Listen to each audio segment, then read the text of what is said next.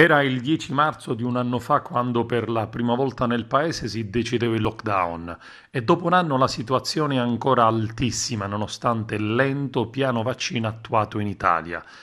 L'Italia ha superato i 100.000 morti dall'inizio della pandemia e molte regioni si trasformano ancora in zona rossa e riportano gli ospedali in sofferenza. La giornata dell'8 marzo è stata l'occasione per Mario Draghi, da oltre 20 giorni in assoluto silenzio, per inviare al Paese un messaggio di fiducia e di ripresa. La pandemia non è ancora sconfitta, ma si intravede con l'accelerazione del piano dei vaccini una via d'uscita non lontana. È il messaggio del capo del governo. Ci troviamo tutti di fronte in questi giorni ad un nuovo peggioramento dell'emergenza sanitaria. Ognuno deve fare la propria parte nel contenere la diffusione del virus, ma soprattutto il governo deve fare la sua, anzi deve cercare ogni giorno di fare di più. Voglio cogliere questa occasione per mandare a tutti un segnale vero di fiducia, anche in noi stessi.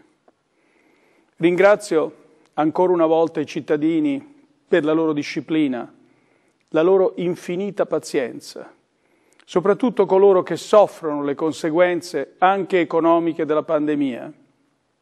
Ringrazio gli studenti, le famiglie e gli insegnanti che sopportano il peso della chiusura delle scuole.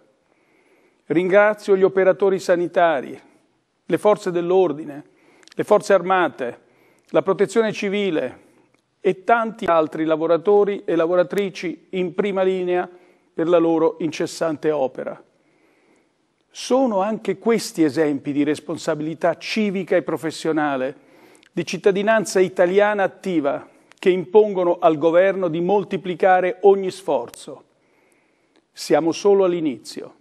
Il nostro compito, e mi riferisco a tutti i livelli istituzionali, è quello di salvaguardare con ogni mezzo la vita degli italiani e permettere al più presto un ritorno alla normalità. Ogni vita conta. Non perdere un attimo, non lasciar nulla di intentato, compiere scelte meditate, ma rapide. Non voglio promettere nulla che non sia veramente realizzabile. Le mie preoccupazioni sono le vostre preoccupazioni. Il mio pensiero costante è diretto a rendere efficace ed efficiente l'azione dell'esecutivo nel tutelare la salute, sostenere chi è in difficoltà, favorire la ripresa economica, accelerare le riforme. Il 10 marzo di un anno fa l'Italia si chiudeva, diventando per la prima volta una grande zona rossa. Un nostro concittadino su 20 è stato contagiato e i dati ufficiali, sappiamo, sottostimano la diffusione del virus. Mai avremmo pensato che un anno dopo ci saremmo trovati a fronteggiare un'emergenza analoga e che il conto ufficiale delle vittime si sarebbe avvicinato alla terribile soglia dei 100.000 morti. Dobbiamo al rispetto della memoria dei tanti cittadini che hanno perso la vita il dovere del nostro impegno. Nel piano di vaccinazioni continua ancora il capo del governo che nei prossimi giorni sarà decisamente potenziato. Si privilegeranno le persone più fragili e le categorie a rischio. Aspettare il proprio turno è un modo anche per tutelare la salute dei nostri concittadini più deboli. Non voglio promettere nulla che non sia veramente realizzabile.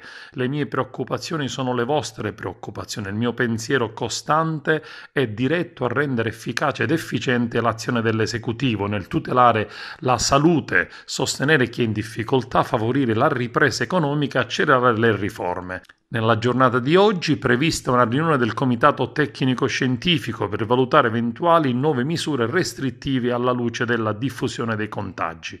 Ancora oggi, dopo un anno, gli esperti hanno espresso grande preoccupazione per la diffusione delle varianti e ribadito la necessità di innalzare le misure a livello nazionale e locale.